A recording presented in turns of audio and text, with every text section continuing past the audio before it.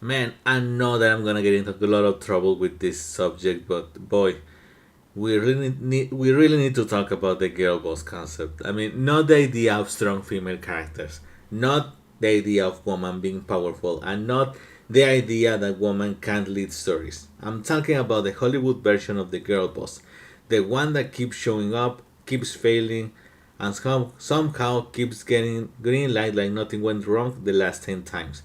I'm not talking about the woman failing, the protagonist failing, I'm talking about the movie per se.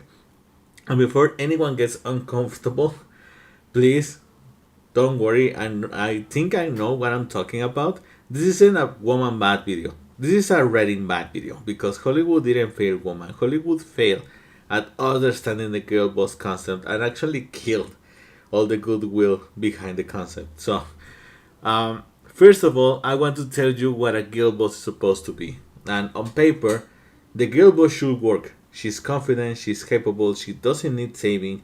She walks into a room already winning. Sounds great, right? So why does it keep feeling hollow? Why do audiences roll their eyes instead of cheering?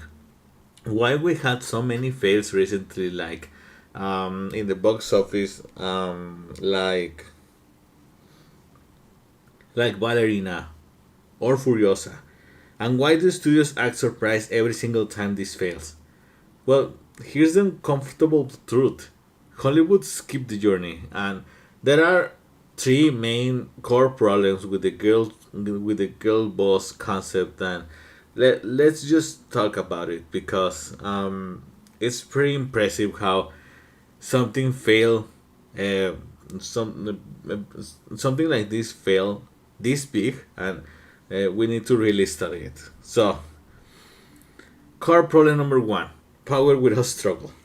Look, most girl boss characters don't become strong, they start strong. They enter the story already better than everyone else, already morally right, already emotionally stable, already winning fights they didn't earn. And that's the problem. Strength without struggle isn't empowering, it's boring.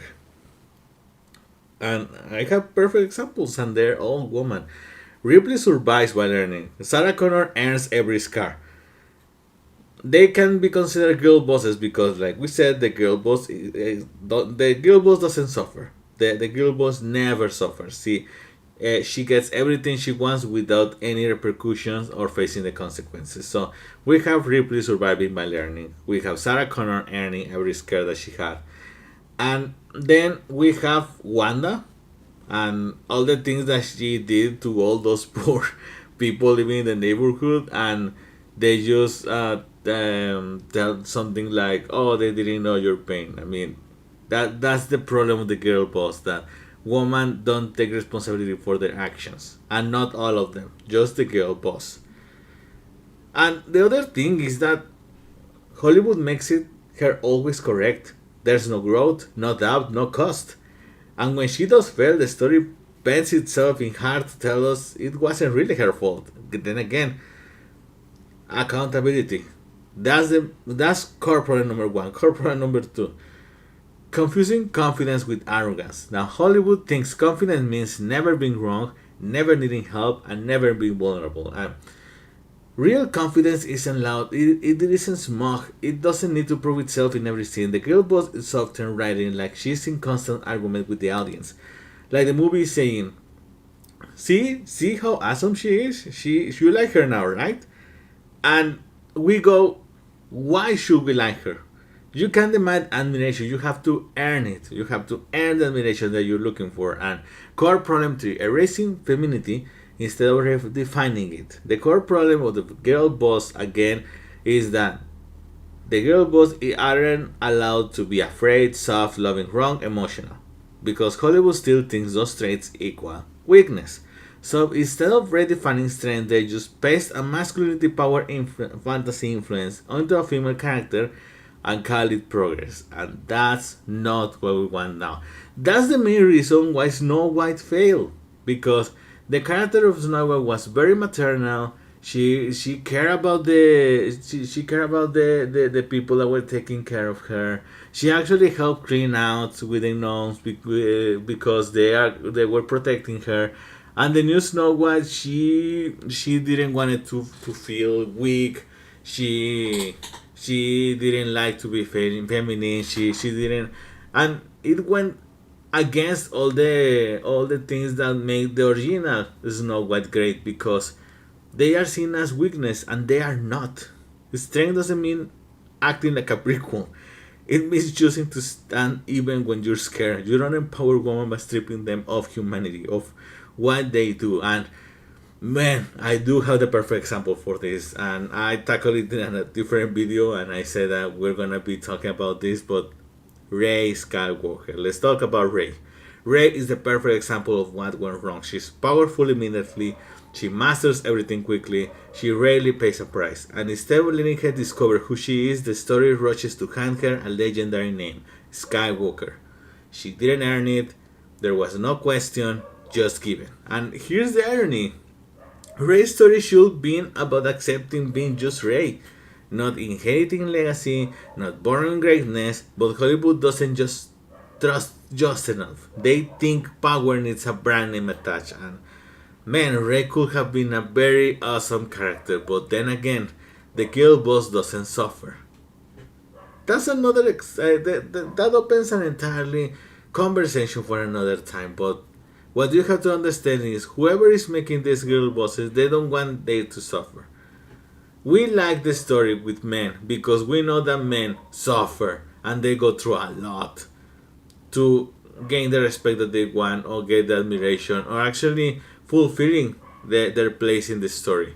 Girl bosses, they never get they never doubt themselves. They are better than everyone else from the get go. They it's just cheap. It's bad writing, and it actually killed the concept. So why audience push back now? Here's the thing.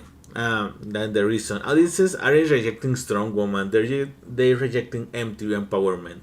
But the thing is that it went very badly, that we are now rejecting strong woman, and that's the main issue, and that's exactly what went wrong. And people actually want growth, consequence, and emotional truth. They want to see a character fall, doubt, fail, and still choose to stand up. We see that in movies where the protagonist is a man. Why don't we see it when the protagonist is a woman? No one likes being lectured by a movie. Sometimes girl bosses also feel lectured too, and it's really it really is not okay. It's not good. So what actually works? Look, a strong female character doesn't need to dominate the room.